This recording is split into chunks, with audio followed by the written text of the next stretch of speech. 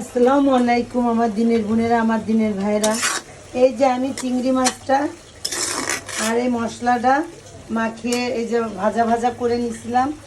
এবার আমি লাউ আর এই যে লাউ আর আলু দিয়ে দেব। বিসমিল্লাহির রহমানির রহিম।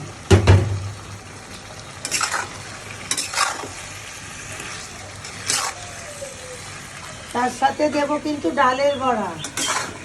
এই যে ডালের হচ্ছে বড়ি, মাসকলাইর ডালের বড়ি। এই দেখো, এটাও পানি দেবো না, লাউ দিয়েও পানি একটু।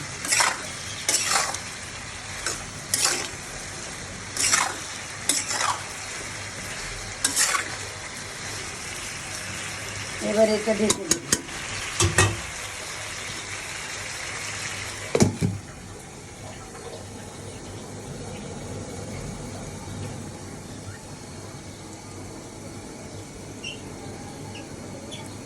বন্ধুরা, কখনো কাউকে বেশি ভালোবাসবেন না। বেশি ভালোবাসলে সে দুঃখ দেয়। আর কখনো কাউকে বেশি বিশ্বাসও করবেন না। বিশ্বাসের মর্যাদা সে দিতে পারে না। আর টাকা পয়সার লেনদেনও কখনো কারোর সাথে করবেন না, তাহলে বন্ধুত্ব নষ্ট হয়ে যায়। এগুলো আমাদের জীবনে ঘটেছে, তাই আপনাদেরকেও সতর্ক করে দিলাম। আর যে যত পাবে তার তত প্রত্যাশা আর ততই আশা, যে আর যখনই সে দেয়া বন্ধ হয়ে যাবে তখনই সে হচ্ছে খারাপ পরিণত হবে। তাকে খারাপ বলবে, তাকে গালি দিবে, সে ভালো না বলবে। কিন্তু এটাই হচ্ছে দুনিয়ার নিয়ম। এই দুনিয়ায় কেউ কখনো কারো ভালো চায় না। আমি যার জন্য জীবন দিয়ে কাজ করে গিয়েছি, সেও কিন্তু বেইমান। সে বেইমানের মতন মুখ ফিরিয়ে নিয়েছে, খোঁজ খবর নেয়নি।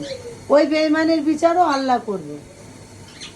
আর বন্ধুরা, আমি যে এই যে পাগলের মতন ভিডিও করি, আমার মনে যখন যেটা যা চায় আমি নিজ মনে গান বলি, নিজ মনে করি, নিজের কথা বলি। আর আমারটা শুনে শুনে অনেকে অনুকরণ করে। আলহামদুলিল্লাহ, আমি খুব খুশি যে আমার এই একটা কাজ, আমার এই কথা যারা যারা শুনে, যারা যারা ভালো লাগে, যাদের যাদের তারা যে কথাগুলো বলে, তা আমি জীবনে একটাই সার্থক যে আমি কিছু কথা মানুষের শিখাইতে পেরেছি, বা আমার এই রান্নার চ্যানেলে অনেক মানুষের হৃদয়ে এসে গেছি। এখন আমার কোনো কষ্ট নেই বন্ধুরা। এই যে আমি পানি দিয়ে নিলাম, এখন বড়িগুলো দিয়ে আমি ঢেকে নেব। এইভাবে রান্না করবেন। কচি লাউ আর শীতের লাউ, শীত চলে যাচ্ছে, এরপরে লাউ ভালো লাগবে না। এই যে আমি মাসকলাইর ডালের বড়ি সুন্দর করে আমি বিছিয়ে দিলাম। আর মাসকলাইর ডালের বড়ি খেতে খুব মজা আর সুস্বাদু, তবে শীতকালে ভালো লাগে। গরমকালের সবজি আলাদা স্বাদ, শীতের সবজি আলাদা স্বাদ। এইগুলো সব মায়ের হাতের রান্না, মার কাছ থেকে শিক্ষা। একটা মেয়ে যখন মায়ের ঘরে থাকে তখন বাবা মা সে মেয়েটাকে রাজরানী করে রাখে, আর শ্বশুরবাড়ি গেলে চাকরানি হয়ে যায়। এটাই বাস্তব।